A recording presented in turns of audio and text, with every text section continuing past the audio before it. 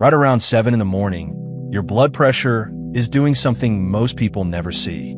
It is running higher than at almost any other hour of your day. Not because something is wrong, because your body is following a schedule. And if you only ever check your pressure in the evening, you're reading the calmest page of the whole story. In the next few minutes, I will show you why mornings run high, the 5 wake-up habits that push the surge even higher, and a simple morning rule that lets you actually see what your heart is doing. Number 1 is the one almost everyone gets wrong. First, the part that makes this worth 7 minutes of your time. Heart attacks and strokes are not spread evenly around the clock. They cluster in the hours between 6 in the morning and noon.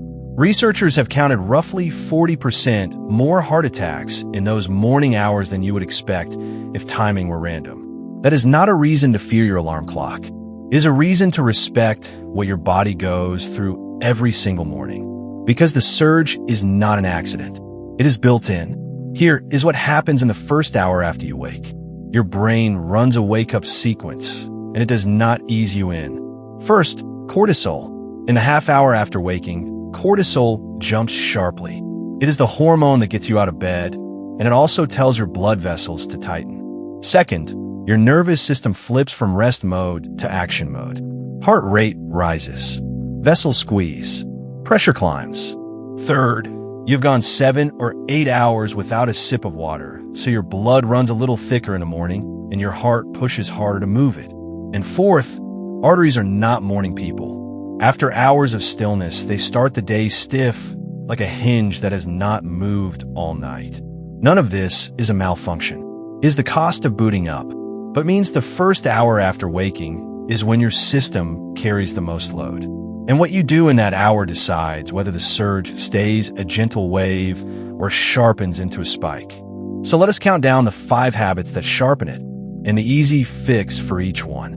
Mistake number 5. Launching out of bed the moment the alarm sounds. When you snap upright, a surprising amount of blood drops toward your legs all at once.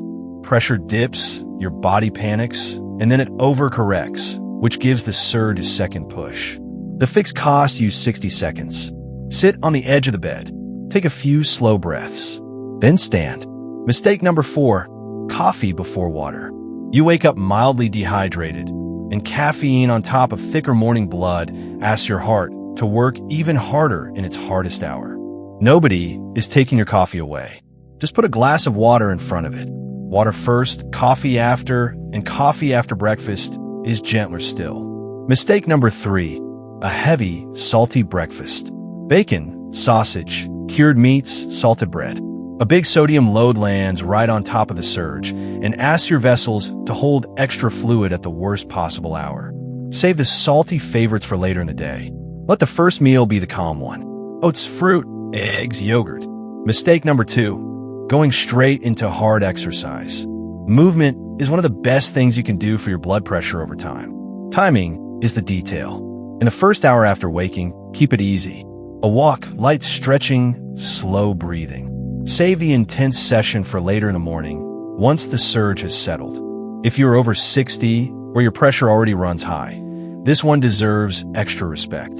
And mistake number 1, trusting a single evening reading. This is the big one.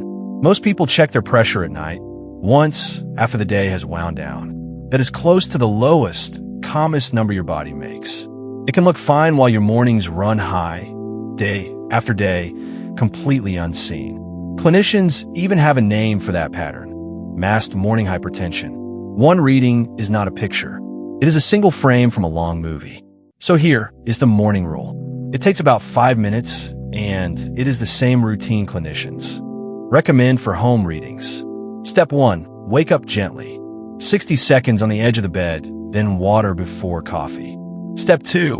Once you are up and have used the bathroom, but before coffee, before breakfast, and before any morning pills, sit at table. Back supported, feet flat on the floor, arm resting at heart height. Stay quiet for 5 minutes. Step 3. Take 2 readings 1 minute apart and write both down. Same time, same chair, every morning for 1 week. Add an evening pair if you can. You are not collecting numbers. You are building a pattern, and the pattern is the part your doctor can actually use.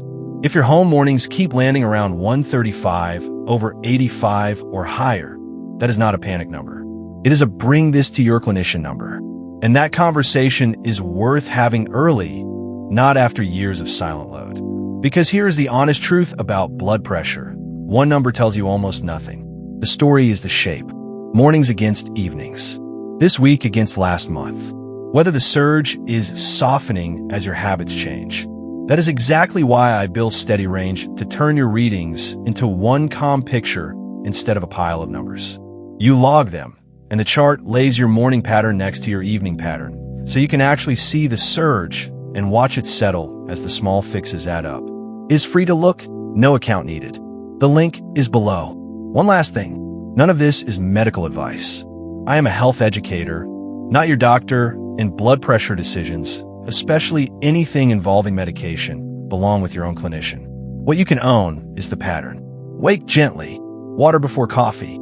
Keep the first hour easy. Measure the same way each morning. Your heart runs the same schedule every day. Now you know how to read it. And if you want the next gauge on your body's dashboard, the 5-minute morning test for your heart is right here. See you in that one.